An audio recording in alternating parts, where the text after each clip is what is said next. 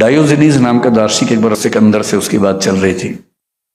Diogenes एकदम मस्त मौला, जैसे सर है, कुछ मतलब नहीं दुनिया जहां से, जो बुनियादी जरूरतें हैं पूरी हो रही हैं, पर्याप्त है।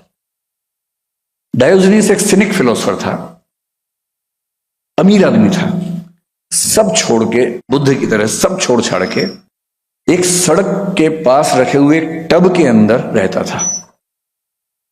सारी संपत्ति छोड़ के बैठे। उसके पास कुल संपत्ति क्या थी? पानी पीने का एक गिलास और एक आध कपड़ा जो वो पहनता था। एक दिन गिलास चोरी हो गया तो लोगों ने कहा यार तुम्हारे तो गिलास भी चोरी हो गया। वो बोला यार मजा आ गया मुझे, कल तक मुझे नींद आते हुए ना परेशान रहता था गिलास कोई लेना जाए, अब चला गया, परेशानी ही नहीं हो रही। और रही बात पानी पीने की, जब मैं कल नदी पे गया गिलास भर रहा था तो पड़ोस में एक कुत्ता आया, वो सीधे पी रहा था, तो मैं भी सीधे पी लूंगा, क्यों गिलास ढो बिना बात के। जब सिकंदर ने उसकी ख्याति सुनी, सिकंदर राजा था, तो सिकंदर उसके पास गया। वो आदमी आराम से लेटा हुआ धूप में, सिकंदर सामने आके खड़ा हुआ। सिकंदर बोला मैं यूनान का राजा सिकंदर हूं।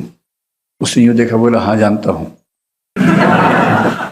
बोले मैं आपसे बहुत प्रभावित हूं डायोजनीस, क्या मैं तुम्हारे लिए कुछ कर सकता हूं? उसने कहा हाँ, थोड़ा साइड में हो जाओ, धूप आ रही थी।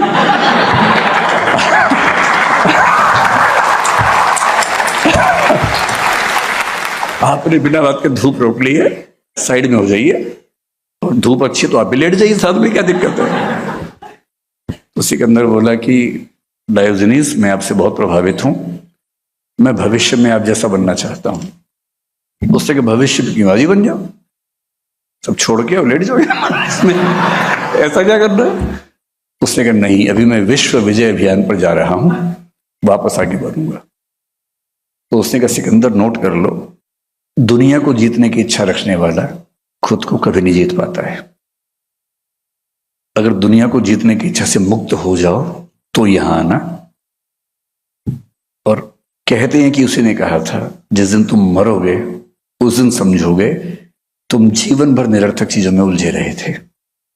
और कहने वाले कहते हैं कि जब सिकंदर मरा उसके दोनों हाथ खाली थे, उसने उठा के दिखाए, जब मरा सिकंदर तो दोनों हाथ खाली थे। कविता की पंक्ति है। यूं तो सिकंदर के हौसले आली थे, जब मरा सिकंदर तो दोनों हाथ खाली थे। और ये कहानी बन गई कि अंततः डायोजनीस की जीवन दृष्टि ज्यादा बेहतर होती है। भारतीय परंपरा थोड़ी अलग है। पश्चिम में कार्ल मार्क्स मेरा प्रिय चिंतक लंबे समय तक रहा, अभी भी है, पर ये अजीब अहंकारी लोग हैं, समझ नहीं आता है। हीगल के दर्शन से उसने बहुत सीखा, ये मैंने सर से सीखा कि हीगल से उसने क्या सीखा। हीगल ने डायलेक्टिक आइडियलिज्म नाम से एक सिद्धांत दिया, मार्क्स ने उसको डायलेक्टिक मेटेरियलिज्म कर दिया।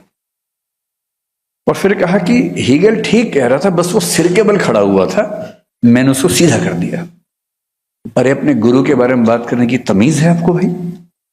आप दुनिया के बहुत महान चिंतक हैं, मान लिया, जिससे सीखा है उसके बारे में ऐसे बात करेंगे? और उसी मार्क्स से आगे चल के सीखा जॉर्ज लुकास ने, जहां से नियो मार्क्सिज्म पैदा हुआ। और जॉर्ज लुकास क्या कह रहा है? मार्क्स ने सब कुछ ठीक बोला था, बस वो सिर के बल खड़ा था, मैंने उसको सीधा कर दिया। सारे सीधा ही करने में लगे हुए एक दूसरे को। अरे भाई सीखा है तो विनम्र रहो। मैं भारतीय परंपरा का बड़ा सम्मान करता हूं इस मामले में। यहां गुरु का महत्व भगवान के बराबर होता है। ये जरूर है कि ऐसा गुरु होना हर किसी के बस की बात नहीं होती, लेकिन अगर कोई सच में गुरु है, और गुरु शब्द का मतलब क्या होता है? जो हल्का ना हो। गुरु मतलब जिसमें गुरुत्व हो, खींचने की क्षमता हो, भार वहन करने की क्षमता हो, जिसमें वजन हो। गुरु शब्द का शाब्दिक अर्थ ये होता है।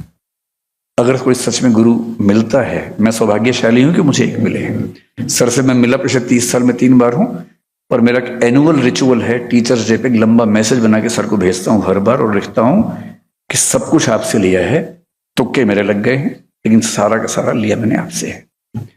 तो उसी रिचुअल से मेरा एक वार्षिक कृतज्ञता ज्ञापन कम से कम होता रहता है, और मुझे तसल्ली मिलती है कि मैं अपनी जिम्मेदारी निभा पा रहा हूं। भारतीय परंपरा में कबीरदास ने जो कबीर सर के प्रिय कवि भी हैं, मेरे प्रिय कवि भी हैं, जब बैच खत्म हुआ तब मुझे कबीर के एक दोहे का मतलब और गहराई से समझ में आया। मैं फिर कह रहा हूं कि हिंदी साहित्य के नोट्स मैंने बना लिए थे, पढ़े, मैं सफल हो गया, नौकरी मिल गई, बड़ी बात है, फिर भी छोटी बात है, इतनी बड़ी बात नहीं। मैंने भी कई बच्चों को नोट्स बनवाए, पढ़ाया, उनमें से लोगों ने नोट्स याद किया, आईएएस बन गए। एक अर्थ में बड़ी बात है, पर यह बहुत बड़ी बात नहीं है। ठीक है, हो गया, ऐसी क्या खास बात है। कबीर बहुत परेशान होने के बाद गुरु से बोलते हैं कि मुझे बस मंत्र दो भाई, जीवन कैसे जीना है। तब शायद उनके गुरु ने कुछ मंत्र दिया और तब कबीर लिखते हैं, सतगुरु हमसु रीझ कर कहया एक प्रसंग, बरस्या बादर प्रेम का भीज गया सब अंग। सतगुरु ने हमसे खुश होकर एक ऐसी बात कही, ऐसा लगा कि प्रेम का बादल फट गया हो और सारे अंग भीग गए। तो यहां प्रेम को ज्ञान कर सकते हैं। सतगुरु हमसु रीझ कर कहया एक प्रसंग, बरस्या बादर ज्ञान का भीज गया सब अंग। और वो जो एक इंटरडिसिप्लिनरी अप्रोच, जिज्ञासा, हर विषय को समझने की अकुलाहट, वो सब चीजें जब मिली, और मैं सोचता हूं कि मैं कैसे धन्यवाद करूं। पहली बार मुझे मौका मिला कि मैं सबके सामने ये सब बातें बोल सकूं, वरना मैं अंतर्मुखी हूं, सर मुझसे भी ज्यादा अंतर्मुखी हैं। तो मैं सोचता हूं कि अगर हम दोनों अकेले मिलें तो क्या होगा।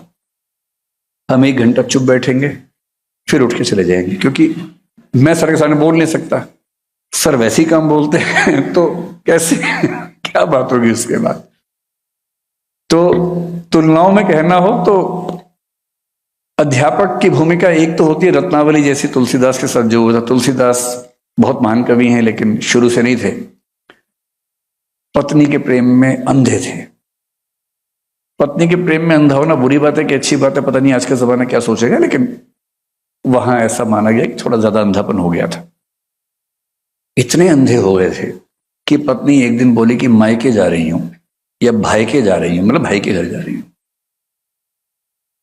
अब इनकी बेचैनी का आलम ये कि मैं तो आज ही जाऊंगा, ससुराल चला जाऊंगा मिलने के लिए।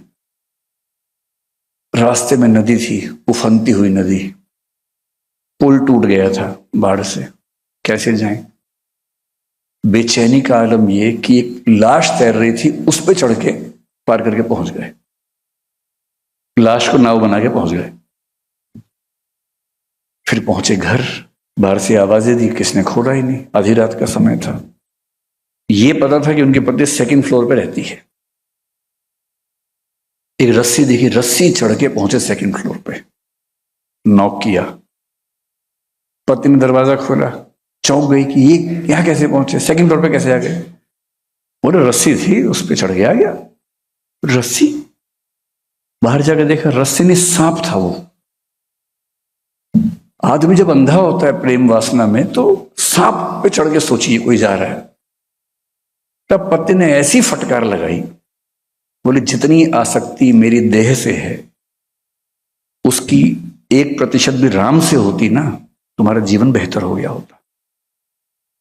वहां से टर्निंग पॉइंट आता है, वो जाते हैं चित्रकूट, और उस चित्रकूट में रहना शुरू करते हैं, वहां रह के साधना करते हैं। तब राम और हनुमान से उनकी कहते हैं कि एक स्वप्न में मुलाकात होती है, वहां से रामचरितमानस पैदा होती है, हनुमान चालीसा पैदा होती है। अब रत्नावली से बाद में कोई पूछे आपका क्या योगदान है, वो कहे कि मैंने तो खाली डांटा था एक बार, या सर कह रहे खाली पानी डाला था थोड़ा सा। पर वो डांट कितनी क्रांतिकारी है। विद्योत्तमा न डांटती कालिदास को तो वो कभी कालिदास न बनता। एक मूर्ख किस प्रकार व्यक्ति बना रहता जीवन भर, विद्योत्तमा की डांट ने ही उसको कालिदास बनाया। और एक आखिरी उदाहरण जो मुझे सबसे प्रिय है, डॉक्टर अंबेडकर ने लिखा है। अंबेडकर ने जब 10वीं क्लास पास कर ली, वो अपने परिवार, संयुक्त परिवार, अपने पूरे मोहल्ले के पहले व्यक्ति थे जिसने 4थी क्लास पास की थी। 4थी क्लास पास हुई तो बड़ा मतलब माहौल बन गया कि किसी बच्चे ने 4थी क्लास पास की है, ऐसा परिवार था उनका। करते करते 10वीं क्लास पास कर ली। जब 10वीं क्लास पास कर ली तो उनके एक अध्यापक थे, डॉक्टर कृष्ण जी अर्जुन केलुस्कर कहते हैं उनको। किर्लोस्कर जी ने कहा कि तुम पढ़ने में इतने अच्छे हो, अपने समाज में सबसे अलग हो, शायद ही कोई बच्चा है जो इतना गहराई से पढ़ता है, मैं तुम्हें किताब देता हूं पढ़ने के लिए। अपनी लिखी हुई एक किताब दी जिसका नाम है गौतम बुद्धाचे चरित्र, मराठी किताब है। 1907 की बात है, 1898 में किताब लिखी थी उन्होंने। 1907 में अम्बेडकर ने 10वीं क्लास पास की तो वो किताब दी। मराठी में गौतम बुद्ध की जीवनी है। और गौतम बुद्ध की जीवनी एग्जैक्टली वो नहीं जो हम सुनते हैं, उसमें कुछ कुछ थोड़े चेंजेस हैं। वो कभी चेंजेस विस्तार में बात करेंगे उसके बारे में, मौका मिलेगा तो। डॉक्टर अम्बेडकर क्या कहते हैं? वो लिखते हैं कि मेरे जीवन का टर्निंग पॉइंट वो किताब थी। वो किताब मुझे ना मिलती तो मैं वो ना होता जो आज दुनिया मुझे जानती है। इसलिए एक महान अध्यापक वो होता है जो अपने विद्यार्थी के अंदर जिज्ञासा पैदा करे, अपने विद्यार्थी को अंतर्दृष्टि दे, अपने विद्यार्थी को एक बेहतर मनुष्य और बेहतर साधक बनने में प्रेरणा दे। इन्हीं शब्दों के साथ ये कहते हुए कि मैं कितना भी कह लूं उस एहसान के नजदीक भी नहीं पहुंच पाऊंगा जो मुझ पे है। भाषा की अपनी सीमा होती है, उन सीमाओं के तहत जो कहना संभव था वो मैंने कहा। असाध्य वीणा कविता में अज्ञेय का प्रियंवत जब वीणा बजा देता है तो लोग उसको थैंक यू बोलते हैं कि आपने कमाल कर दिया, आज तक कोई नहीं बजा पाया, आपने वीणा बजा दी। तो वो ईमानदारी से कहता है पूरी सभा के सामने, श्रेय नहीं कुछ मेरा, मैं तो डूब गया था स्वयं शून्य में। वीणा के माध्यम से अपने को मैंने सब कुछ को सौंप दिया था। सुना आपने जो वह मेरा नहीं, न वीणा का था, वह तो सब कुछ की तथता थी। वह महाशून्य, वह महामौन, अनाप्त, अद्रवित, अप्रमेय, शब्दहीन जो सब में गाता है। और कविता की अंतिम पंक्ति है कि उठ गई सभा, सब अपने अपने काम लगे, युग पलट गया। मैं भी अंतिम पंक्ति यही कहूंगा, आज का भाषण भी जो आपने सुना है वो भी मेरा नहीं था, वो भी यहां से आया है। धन्यवाद।